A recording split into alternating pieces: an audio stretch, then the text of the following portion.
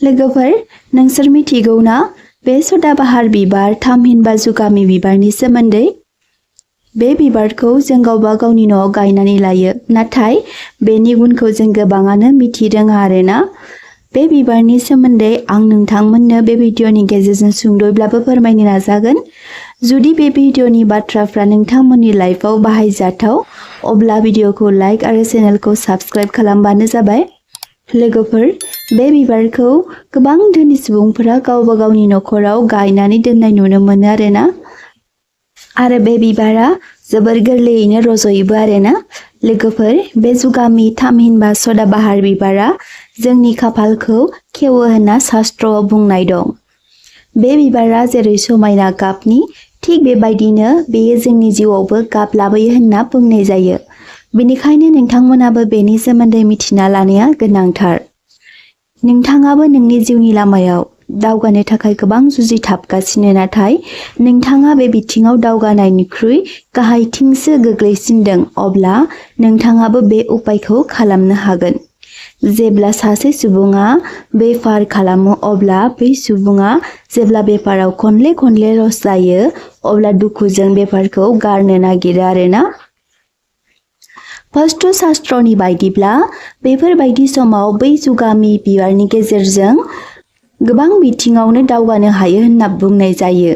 नोंथाङाबो मायबा मोनसे खामानिखौ लानानै जोबोर दुखुआव दं, अब्ला नोंथाङाबो बे उपायखौ थाबैनो खालामना नाय। नोंथाङाबो मोनदां मोनगोन जे नोंथांनि जिउआवबो एसेबाबो सोलायबाय होनना। जेब्ला नोंथांनि नखरा दाहारजों बुंफबनानै दं, नाथाय बे दाहारखौ सुख'नायनि अनगायै दाहारा बांसिनदोंसो, अब्ला नोंथाङाबो बे बिबारनि उपायखौ खालामनानै नायनो हागोन। मालाबा जों बेखौ नुनो मोनो जे सासे सुबुङा दिन मोना खस्थ' खालामना फैसा आरजियो, नाथाय बे सुबुंनि आखायाव फैसा फैनाय लोगो दसेनो खरसा जाजोबो। जेरै माबा बेमार थामहिनबा नाङा फाङा जाब्रबथायफोराव फैसाया जोबो। साननानै नायोब्ला बिथांनि फैसाया मोजां खामानियाव खम आरो बेमार आजाराव बांसिन थाङो, जायखौ लानानै बै सुबुङा जोबोर दुखु जायो आरो दान मोनस्लाबियावनो सोरनावबा दाहारबो लानो गोनां जायो। लोगोफोर, जुदि नोंथांनि जिउआवबो बेबायदि गाज्रि सम सफैदोंब्ला बे बिबारखौ लानानै उपाय खालामब्लानो जाबाय, जाहाथे नोंथांनि जिउआव जानाय माखासे दुखु जेंनाया जोबस्रांलाङो। बेजों लोगोसे नोंनि गासै साननाय हनायफ्रा अरायबो जाफुंसारो। नोंनि नखराव थाखा फैसानि जेंनायाबो लासै जोबस्रांलांगोन होनना वास्तु शास्त्रआव बुंनाय दं। आं दिनै नोंथांमोननो वास्तु शास्त्रआव लिरनानै दोनजानाय बे जुगामि बिबारजों सोमोन्दो थानाय मोनब्रै बाथ्राफोरखौ फोरमायगोन। नोंथांमोना बे बाथ्रा बायदियै उपाय खालामोब्ला नोंथांनि जिउआवबो खुसि गोजोना थाबैनो फैनो हागौ। नोंथांमोनाबो बेखायनो बे उपायखौ खालामना नायबानो जाबाय।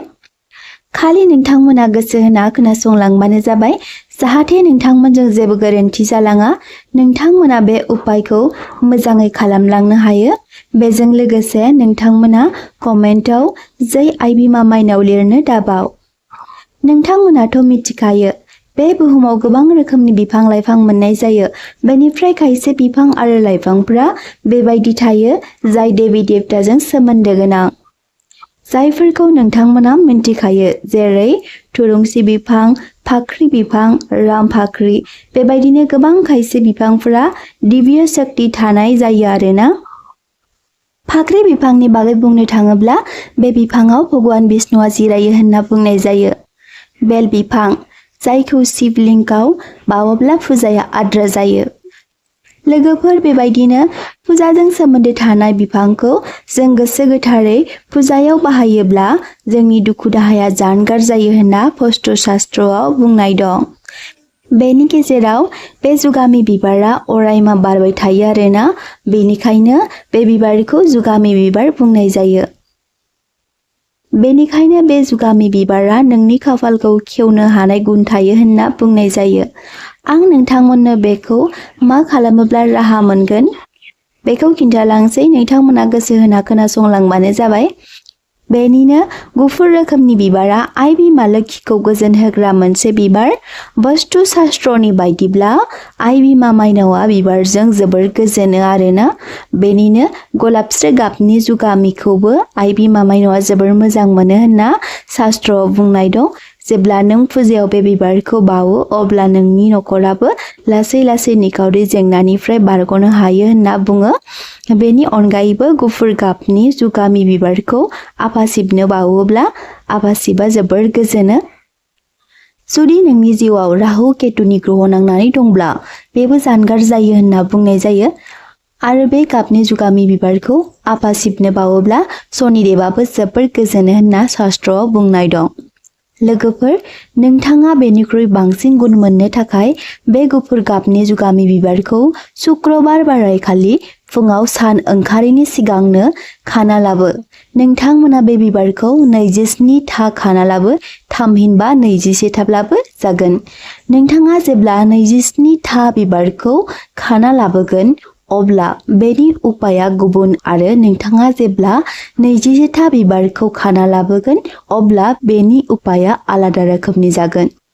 जेब्ला नोंथाङा 27 था गुफुर गाबनि जुगामि बिबारखौ लाबोयो, नोंनि न'नि मन्दिर सिगाङाव आलारि बाथि लगायना आरो गोजा गाबनि सि फिसा लाना बेयाव बिबारखौ दोननानै उलनि खुन्दुं थामहिनबा फुजाफोराव आखायाव गानग्रा गोजा गाब एबा गोमो गाबनि खुन्दुङाव माला सुनानै आइ बिमा लक्ष्मीनो गानहोनांगोन। बेजों लोगोसे आइ बिमा लक्ष्मीनि 27 था मन्त्रखौ बुंनो नांगोन। जुदि नोंथाङा मन्त्रखौ गोसोआव थाया अब्ला गोरलै रावजों ओम महालक्ष्मी नमः बे मन्त्रखौ 27 था खेब बुंनानै बेनि उनाव आइ बिमा माइनावनो हालदैनि फोथा एबा तिलक फुननानै हो।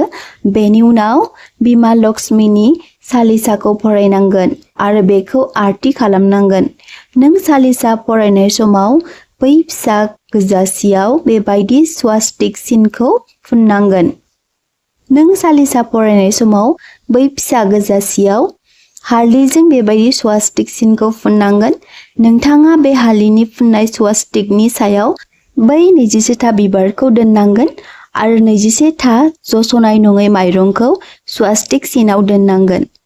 जुदि नोंथाङा 27 था बिबार मालाखौ स्वास्तिकआव दोनो अब्ला 27 था माइरंखौ दोननांगोन।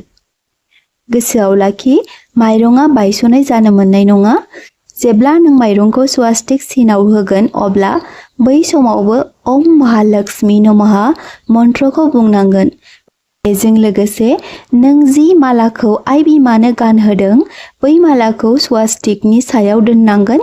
बेनि उनाव आइ बिमा लक्ष्मीनि मन्दिरनिफ्राय सिन्दुर लाना फैना नों माला दोननाय स्वास्तिक सिन थानाय गोजा जियाव सारस्रोना होना बेखौ थफ्ला जुना नोंनि न'नि फैसा दोनग्रा न'आव दोननांगौ होनना शास्त्रआव बुंनाय दं। आरो बे खामानिखौ मोनानि 8 बाजिसो समाव खालामनांगौ होनना बुंनाय दङ। लोगोफोर, बेयो आं बुंनाय बाथ्रा नङा, बेयो वास्तु शास्त्रआव लिरना दोनजानाय। आं नोंथांमोननो बेखौ फोरमायना होनाय जादों जाहाथे नोंथांमोना बेनि सोमोन्दै मिथि मोनो।